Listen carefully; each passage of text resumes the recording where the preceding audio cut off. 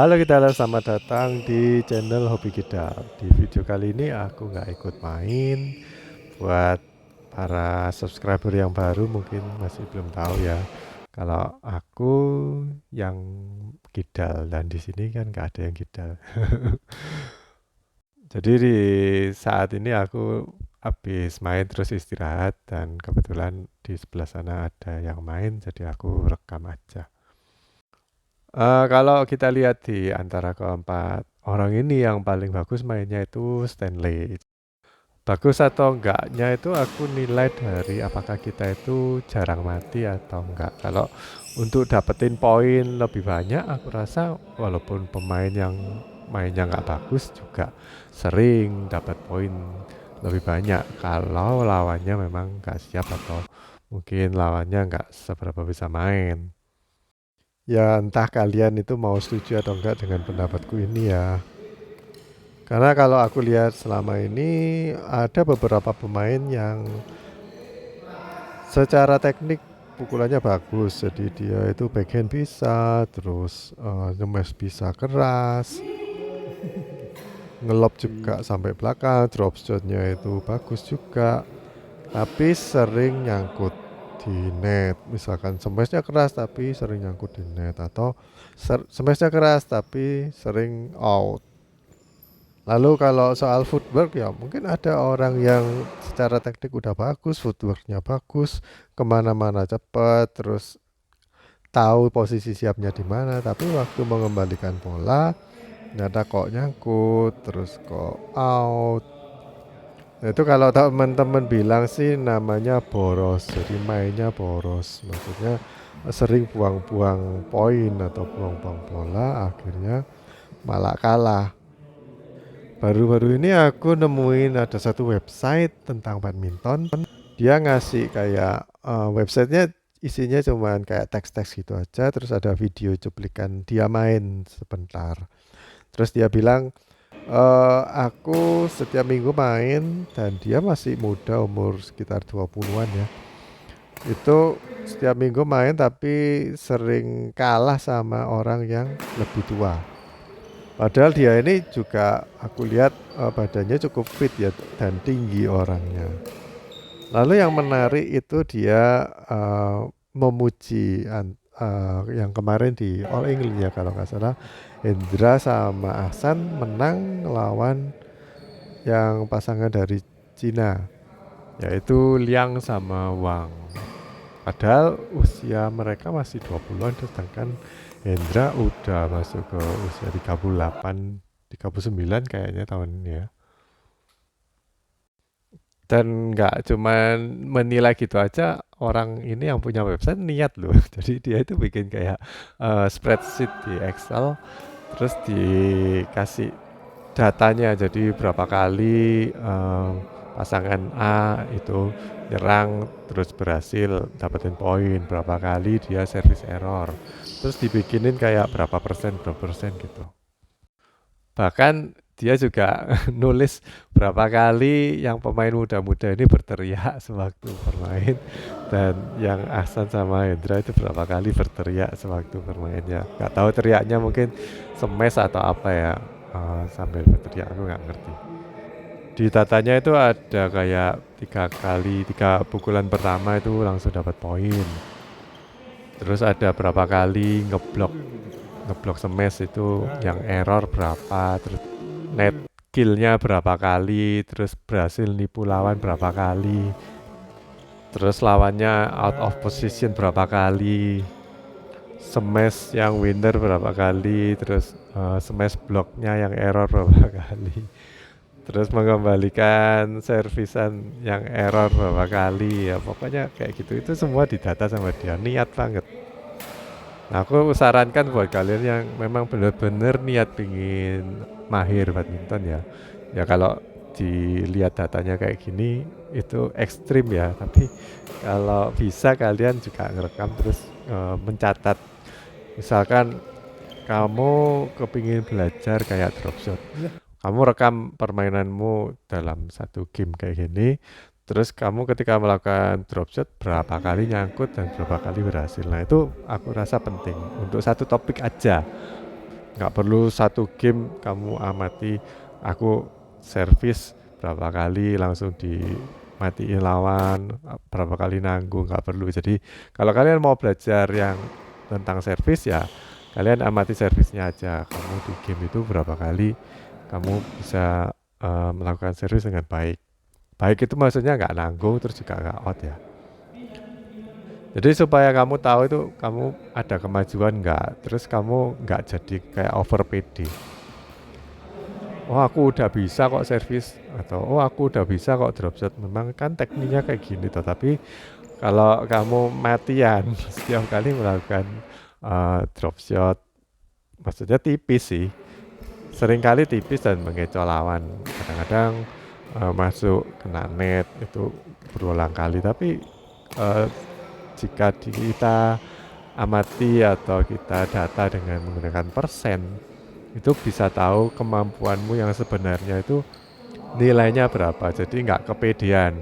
Oh aku udah bisa kok. Ini mungkin error karena aku kakinya nggak siap, atau mungkin aku silau atau mungkin oh kebetulan aja koknya itu ngena iframe, jadi ini apa error ya. Kalau ngena iframe ya berarti kamu itu timingnya masih buruk atau miss hit ya. Nah atlet juga sering kena frame sih, kan kedengeran itu kalau di TV kan bunyi tok gitu udah kedengeran. Tapi berapa persen kan mungkin cuma setengah persen aja kalau kayak gitu. Tapi kalau kamu sering berarti kamu mungkin ada masalah dengan timingmu. Nah itu bisa banyak banget ini faktor yang menyebabkan kamu itu gagal, timingnya nggak pas, itu bisa banyak banget. Contohnya ya ini yang sebenarnya aku mau bahas. Kalian bisa amati gerakannya Dennis sama gerakannya Dito. Jadi yang aku ingin bahas itu sederhana aja. Jadi tipsnya itu tips sederhana aja. Yang kalau kamu mengerti apa yang akan aku katakan dan kamu mempraktekannya, itu bakalan improve permainanmu itu banyak banget. Ya ini aku ngarang aja ya, jadi aku ngasih judul 50% ya, mungkin bisa lebih atau mungkin bisa kurang. Oke, yang pertama mungkin aku akan ngamati ke Dennis dulu ya. Dennis itu pemain tangan kanan, tapi tangan kirinya itu dia terlalu kaku. Nah, kalau aku mau saranin ya, itu tangan kiri itu memang kan gak dipakai buat mukul karena gak pegang raket kan. Tapi itu berfungsi sebagai penyeimbang badan atau penyeimbang otot inti. Otot inti itu maksudku lebih banyak di perut ya. Mungkin ada beberapa faktor yang mempengaruhi kenapa kok Dennis ini tangan kirinya kayak nggak terlalu dipakai gitu. Dan yang aku bisa nemui dari aku ya nggak ngerti ya kenapa kok mungkin karena kebiasaan atau mungkin tangannya sakit, nah itu kan bisa aja. Tapi kalau aku amati dari gerakannya Dennis itu dipengaruhi oleh kakinya. Yang pertama, langkahnya itu terlalu kecil atau mungkin cuma berjarak satu langkah kecil atau satu lantai tackle ukuran 40 cm ya kayaknya. Jadi langkahnya terlalu kecil kalau untuk meraih bola yang di depan. Terus udah langkahnya kecil, bolanya ditunggu sampai mendekati badan baru dia mukul. Nah mukulnya juga tangannya yang buat mukul dia itu ditekuk sikunya. Nah itu bikin pukulan kita itu jadi arah-arahnya itu jadi melenceng, nggak semestinya yang kita inginkan misalkan di titik A, tapi bisa melenceng sedikit sekitar 2 derajat itu ke titik lainnya.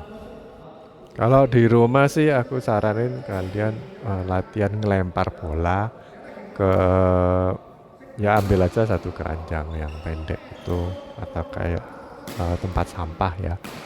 Itu bisa pakai bola tenis atau bola yang ringan atau mungkin cuman kertas diuntel-untel atau diremas-remas itu kalian coba lempar agak jauh sekitar 1,5 meter gitu.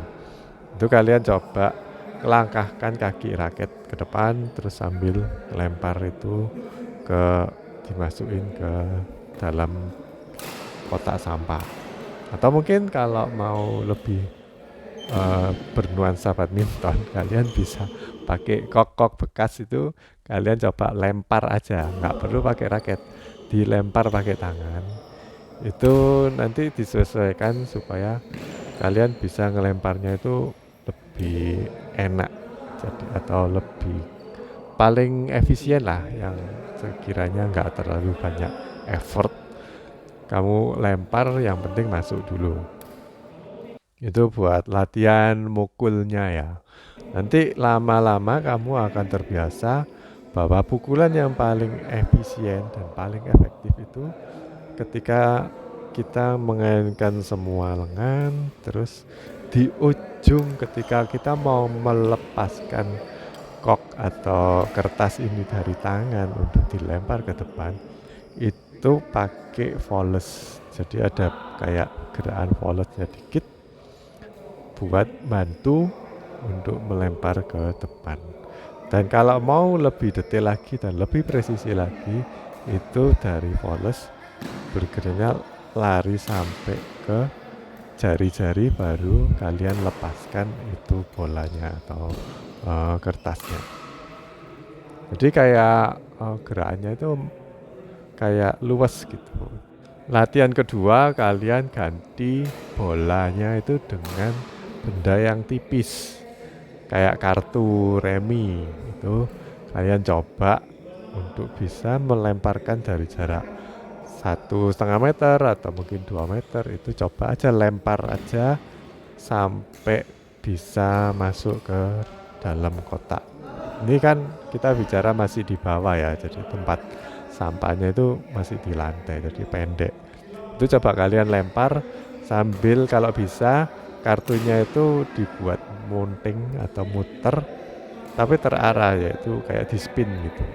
Jadi di spin tuh kalian butuh kontrol lempar pakai ujung jari telunjuk. Nah, itu coba kalian lakukan seperti itu buat latihan, baik untuk gerakan yang putihnya tangan itu di atas forehand maupun pakai gerakan yang backhand. Itu coba aja dilatih kayak gitu. Nanti aku yakin pukulan-pukulan kalian lebih bagus nanti hasilnya. Jadi latihan otot-otot halus. Nanti kalau udah biasa latihan di situ, coba kotaknya itu diangkat, ditaruh di atas meja, terus kalian nyoba ngelempar. Jadi nggak perlu setinggi net sih, mungkin taruh aja di kursi atau mungkin meja yang tingginya 1 meteran gitu. Kalian coba ngelempar di ketinggian segitu. Boleh ngelemparnya itu dari atas terus dilempar ke bawah, atau mungkin dari bawah dilemparkan ke atas. Jadi kayak ini, kayak gerakan bolanya nanti kayak parabola. Tapi kalau dari atas ke bawah itu kan kayak orang drop shot. Nah, itu bisa buat latihan supaya lebih bagus. Lalu yang kedua, dari tips yang sederhana ini aku mungkin cuma kasih 2 aja ya. Tapi ini sangat penting sih menurutku. Jadi kalau kita amati Dennis sama Dito, itu mereka habis mukul cenderung diam di tempatnya dia habis mukul, baru kembali ke posisi siap. Nah, posisi siap mungkin kalian udah paham bener ya, kalau diangkat bolanya itu harus jaganya kiri kanan. Kalau diturunin, entah kita yang nurunin atau partner kita yang nurunin, jaganya depan belakang. Nah itu depan belakang aku sering nemui, walaupun jaganya di depan belakang tapi kadang-kadang langsung masuk ke tengah.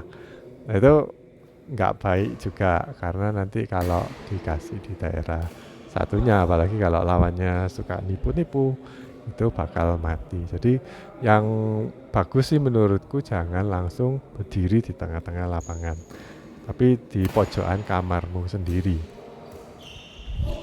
Lalu kalau posisinya kiri kanan, itu aku juga amati habis ngelop terus kembalinya itu bukannya lari atau menepati di lurusannya habis kita mukul, tapi cenderung baliknya itu eh, kayak model X gitu. Jadi masuk ke daerah di tengah, terus dekat-dekat sama temennya sendiri. Nah itu rawan nanti bingung siapa yang ngambil kalau ditempatin di tengah. Terus kalau semua kepingin ngambil, nah itu raketnya tabrakan. Ya itu kita harus lebih bermain sebagai satu tim ya. Kalau misalkan partner kita itu udah di pojokan kiri, ya kita harusnya menguasai kayak 2/3 lapangan. Jadi berdirinya di tengah kayak pemain single. Itu aja udah cukup sih menurutku. Biar kita bisa lebih punya chance untuk menang. Jadi yang aku suggest di sini, jaga kiri kanan betul, tapi di daerah mana yang kita harus jaga. Terus habis pukul bagaimana kita itu ke daerah itu, cepat nggak kalau kita ke daerah situ. Terus bagaimana langkahnya supaya kita bisa cepat. Nah kalau habis mukul ternyata pukulannya posisinya salah, kayak Dennis gini kan habis nyemes atau ngelop itu kakinya salah, kaki depannya itu nggak tiba ke depan. Jadi untuk maju itu mungkin telat 1 detikan. Nah itu bikin amburadul sih ini formasinya. Kadang yang pemain teman kita itu bingung, iki arek gak maju-maju. Aku gak mesti cover, gak boleh nek dikasih di depan sama lawan aku harus siap-siap maju. Nah, itu bingung juga kalau mau uh, gendong orang yang kayak gitu ya. Aku pernah nemui temen yang mainnya itu sebenarnya tahu dia itu habis mukul terus harus jaga posisinya di mana, dan dia itu tepat. Jadi habis mukul langsung dia itu menempati posisi yang benar, walaupun secara teknik dia itu matian atau mungkin mengembalikan bolanya itu boros, nggak bagus gitu, sering sering mati. Tapi dia itu tahu di mana harus siap. Jadi paling enggak dia itu nggak pernah luput. Habis dikembalikan lawan ke daerahnya dia itu pasti dia bisa ngambil, soalnya langkahnya itu nggak pernah telat. Tapi yang jadi masalah pukulannya setelah dia dapat bola terus dipukul, mengembalikannya itu kadang out kadang nyangkut. Nah itu mungkin perlu latihan, tapi udah 1 step bener, kan harusnya 2 step ya, bener dulu dan kedua bisa masuk dan dapetin poin. Yang penting itu bukan kayak kebetulan atau oh aku masuk, oh bangga, aku pinter, aku hebat, aku bisa tipis masukin gitu. Tapi itu kayak cuman kebetulan aja gitu. Kalau kalian benar-benar bisa melakukan 100 kali pukulan seperti itu, ya bagus, itu baru namanya pemainnya bagus. Tapi kalau cuman kebetulan aja, ya aku sarankan kalian nggak terlalu bangga. Tapi nanti kalau nggak bangga katanya oh merendah untuk meroket. Serba salah memang ya kalau main sama teman-teman. Oke guys, jadi kesimpulannya supaya permainanmu itu lebih bagus lagi, walaupun kalian tahu daerah-daerah mana yang harus ditempati atau ruang kosong yang perlu diisi, posisi-posisi defense, posisi offense itu kalian tahu tempatnya di mana. Tetap kalian tuh juga harus tahu bagaimana caranya kamu bergerak ke daerah itu terus cepat. Gak cuma gerak ke daerah situ tapi cepat.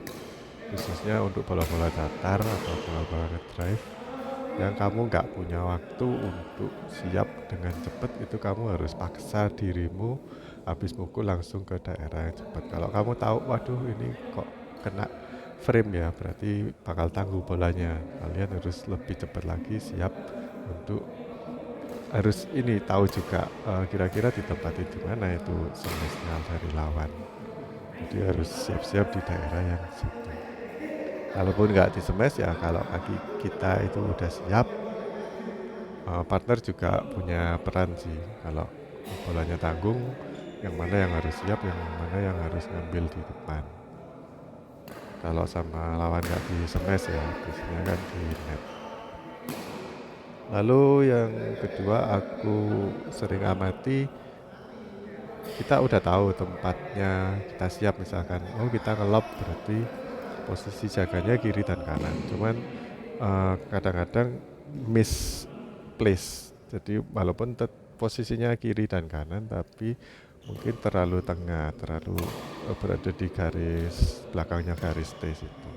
Jadi kalau di smash di daerah kolomnya double mati, soalnya terlalu jauh ngambilnya. Dan kadang kita itu cuma punya kayak teknik mengembalikan bola, cuman dicukit pakai volley aja. Nah itu kadang-kadang nggak bisa kalau bolanya udah terlalu jauh dari kita. Kalau kita maksa pakai volley berarti kan tambah pendek lagi jaraknya lengan kita sama bola, atau jaraknya raket sama bola itu jadi lebih pendek. Jadi solusinya adalah ya cuman diblok tapi raketnya lurus, nggak boleh di volley, jadi cuman diblok aja. Terus solusi yang kedua ya kita harus melompat, ya nggak boleh nunggu kakinya statis, tapi cuman menjulurkan badan sama tangannya meraih untuk ngambil shuttlecock. Itu biasanya nanggung, walaupun sebagus apa volley-mu ya tetap nanggung, soalnya posisi ngambilnya itu nggak enak. Jadi harus melangkah sih, melangkah lebih mendekati bola baru ngambil. Jadi itu perlu diperhatikan ya. Kalau kita masuk ke daerah posisi siap kiri kanan tuh nggak selalu harus pas di tengah-tengahnya kok, kamar yang kiri atau kamar yang kanan. Kadang-kadang juga kalau kita ngasihnya ngelob ke daerah kolomnya double di lawan, di daerah lawan, salah satu dari tim kita harus jaga di lurusannya mereka. Jadi kita juga harus di daerah, ya nggak di daerah kolomnya double tapi agak ke masuk dikit, tapi tetap jaganya itu di lurusannya kita.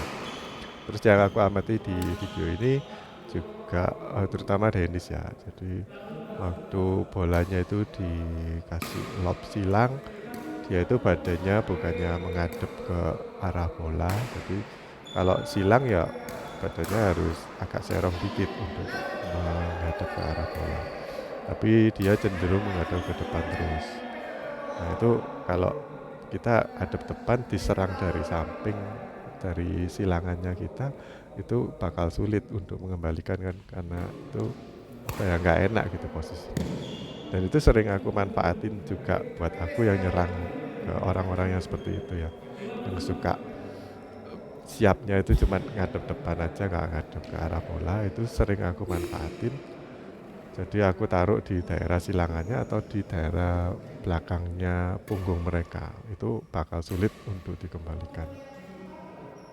Lalu yang terakhir aku amati, kalau tangan kita yang satunya yang nggak pegang raket tuh nggak dimanfaatin sepenuhnya. Kadang-kadang kita lupa ya, atau mungkin udah kebiasaan, tapi tangan satunya itu misalkan kita mau ngambil di daerah depan agak jauh, yaitu tangan kita yang nggak pegang raket harus dijulurin ke belakang biar bantu kita untuk recover langkah. Jadi kalau kadang-kadang sih aku tetap tangan yang nggak pegang raket tetap aku julurin malah ke depan biar nyentuh lantai, terus sekalian dorong lantai biar balik badannya itu berdiri lagi itu lebih cepat. Jadi dibantu sama tangan.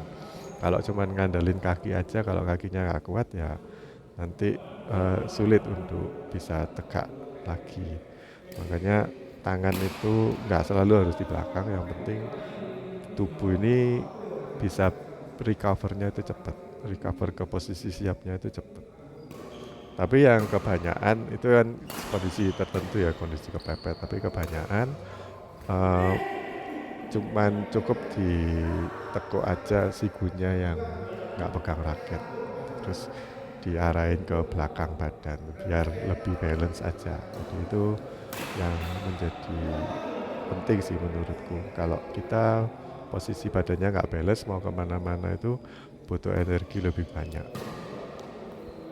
Ya contohnya kalau kalian lihat pemain anggar ya, itu selalu pakai tangannya itu yang nggak pegang pedang ditaruh di belakangnya biar seimbang aja. Uh, Center gravitasinya itu biar berada di badan di tengah. Kalau dibawa ke depan semua ya jelungup. Oke guys, gitu aja video kali ini. Sampai jumpa di video berikutnya. Dadah.